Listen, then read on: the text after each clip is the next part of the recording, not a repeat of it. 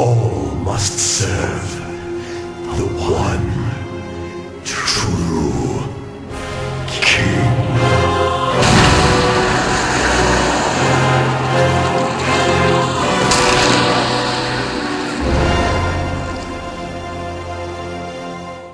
Greetings, my new listeners and viewers, and welcome to Tales of a Death Knight. This will be a running commentary and tutorial on Death Knights, and this is episode 2. Last you may remember, when creating a Death Knight and zoning in, you come face to face with the Lich King himself. The Lich King, after some banter, sends you down to speak with Instructor Resuvius. Some of you may remember him from Naxxramas, the first boss of the Death Knight wing. He is going to teach you a little bit about the rune weapons that make Death Knights what they are. He's going to give you a bit of a quest to send you off to locate a battle-worn sword on a weapons rack nearby. Oh, very well. Turn about, look around for the weapons rack. Well, there seems to be weapon racks around, but none of them are glowing, none of them are sparkling. That's obviously the rune forge that gets mentioned, but no weapons, no glowing. Whether or not these happen to be simply spawns, or someone had already taken the rest, remains to be seen. But a quick trip with your battle-worn sword to the nearby rune forge, and a bit of a light show later, you'll quickly find yourself with your brand new rune weapon. Though you can't equip it yet. You have to take it back to Resuvius, of course. You'll notice that it does take some time to travel across the Ebonhold, which is the home of the Death Knights, but we'll cover that later. After returning the sword to Resuvius, you are taught about rune forging. Like enchanting, but only for Death Knights. We'll cover that later, however. Once you are finished, you are able to walk around the Ebonhold to see what can be found. You'll find classes. These are your class trainers. Only, of course, for the specific talent trees. Class of Blood, the class of Frost, and of course, the final class, Class of Unholy. As you stop at each of these, you will quickly discover that by stopping and paying attention, even for just a few moments, you can learn little bits about your class, little bits about the abilities of your class. It's actually quite nice. I recommend you stay a while and listen. Upon returning finally to the Lich King, he will give you a quest to spy on the nearby Scarlet Crusade encampments of New Haven and Havenshire.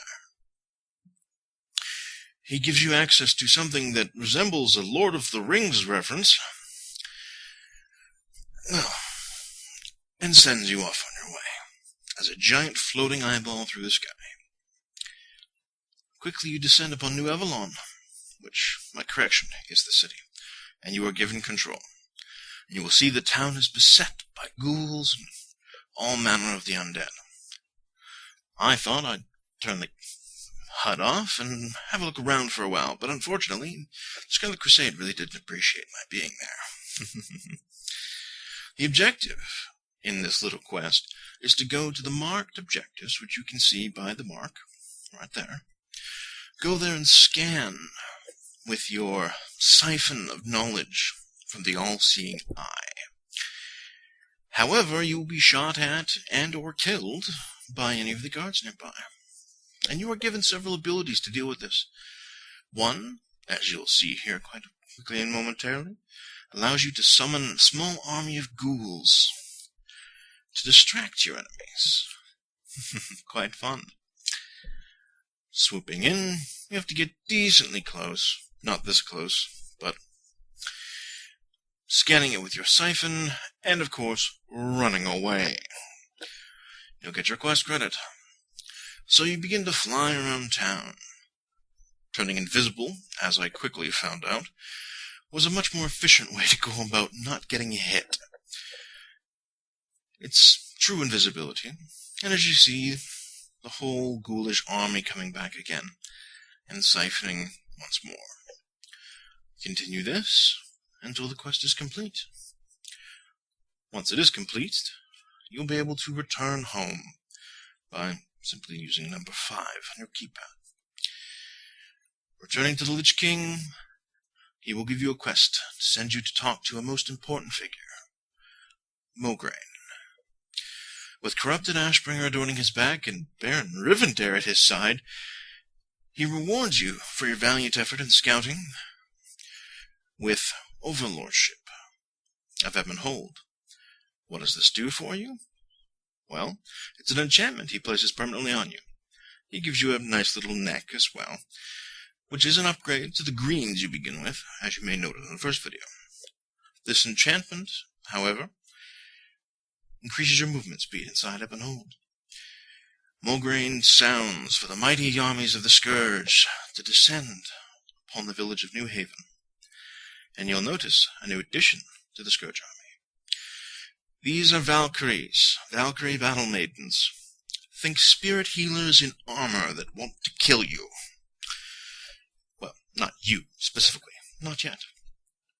Here you can see the overlordship at its work. However, taking the quest to descend to Death's Breach, you return to the ground. Here you'll see even more names, more mobs, and other Death Knights. Turning in your various quests, this is where you will learn a bit about what is to come for you. You progress through a storyline telling you all about what being a Death Knight really is. Through various moments and various cinematic scenes such as this, lines of archers hail down searing black, unholy arrows onto the town of Havenshire.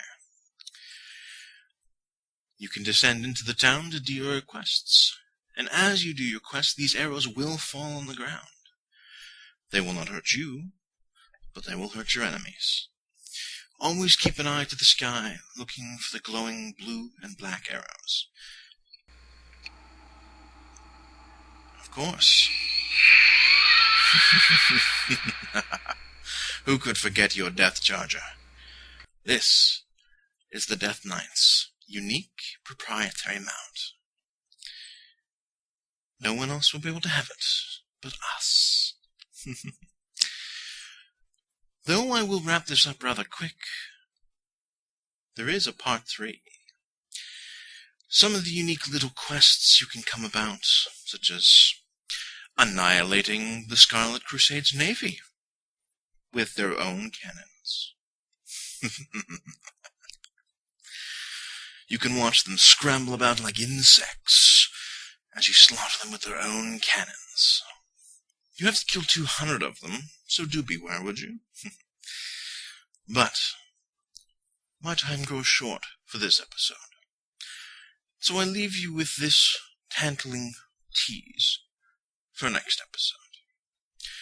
Upon eventually returning to Death's Breach, you meet with the Lich King, who tells you have but one last thing to do. Slaughter them all.